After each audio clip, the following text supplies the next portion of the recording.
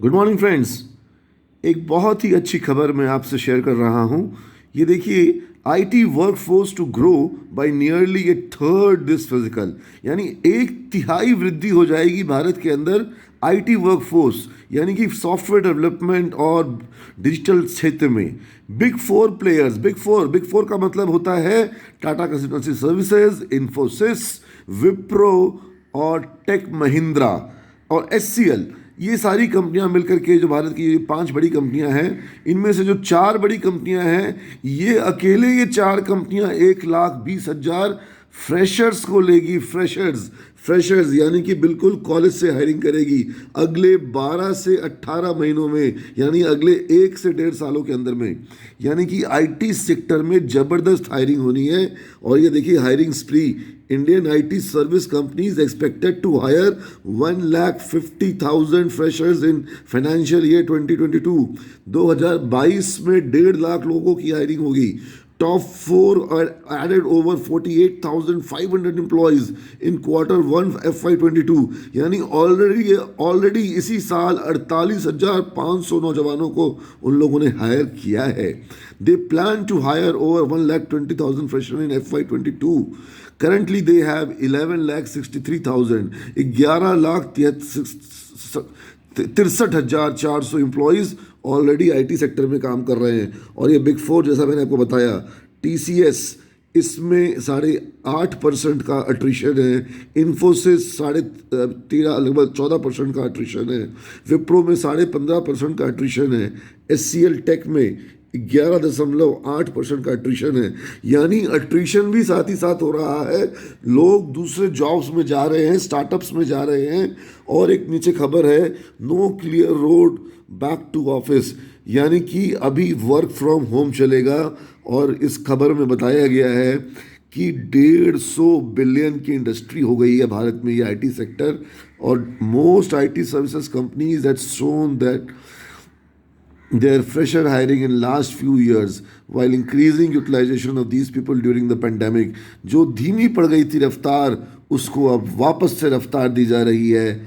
और टीसीएस में, एचसीएल में, विप्रो में और टेक महिंद्रा में, इन्फोसिस में लगातार हायरिंग हो रही है। और इसके अलावा जो बाकी कंपनियां हैं, mind tree, happiest mind, Cognizant, Capgemini, Accenture, उसके अलावा आईबीएम, ये जो ग्लोबल कंपनियां भारत में हैं, इनमें भी हायरिंग हो रही है। अभी यहाँ पर इस न्यूज़ में सिर्फ बात हो रही है लोकल इंडियन कंपनियों की। और ये खबर आज के इकोनॉमिक टाइम्स में है।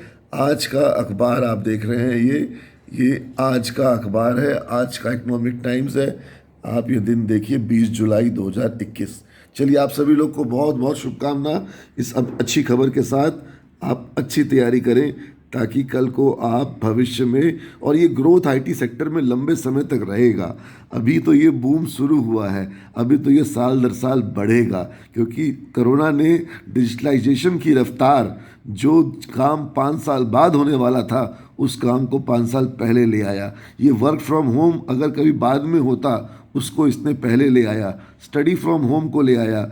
आज edtech, education technology, medtech, medical technology, agritech, उसके अलावा फिनटेक, फाइनेंशियल टेक्नोलॉजी, हर एक सेक्टर में टेक्नोलॉजी का प्रवेश हो गया है।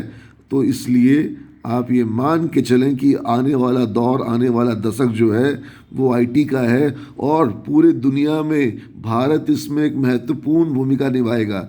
ये जो लोग भारत की आईटी कंपनियों में काम कर रहे हैं, ये सिर्फ भारतीय कंपनियों के लिए और भारत सरकार के लिए आईटी का फ्रेमवर्क और आईटी का नेटवर्क तैयार नहीं करेंगे। ये ग्लोबल आईटी फ्रेमवर्क तैयार हो रहा है भारत की कंपनियों के द्वारा, यूएस की कंपनियों के लिए, ऑस्ट्रेलिया की कंपनियों के लिए, यूरोपियन कंपनियों के लिए। चाइना मैन्युफैक्चरिंग में लीड लिया है, लेकिन सॉफ्टवेयर डेवलपमेंट में लीड भारत के पास है। चलिए, तो ये लीड बनी रहे। और आज भारत का सबसे बड़ा एक्सपोर्ट, भारत जो सबसे ज़्यादा एक्सपोर्ट में इनकम करता है, वो सॉफ्टवेयर के थ्रू करता है। भगवान करे आगे भी इसी तरीके से नौजवानों की क्षमता के बल पर भारत सॉफ्टवेयर के बल पे दुनिया का लीडर बने। और जिस तरीके से global IT Giants Facebook, Microsoft, Google, Oracle America के पास है, भविष्य में भारतीय कंपनियां भी ग्लोबल जाइंट बने। इन्हीं शुभकामनाओं और अच्छी शुभ आशीषों के साथ मैं इस वीडियो को समाप्त करता हूँ।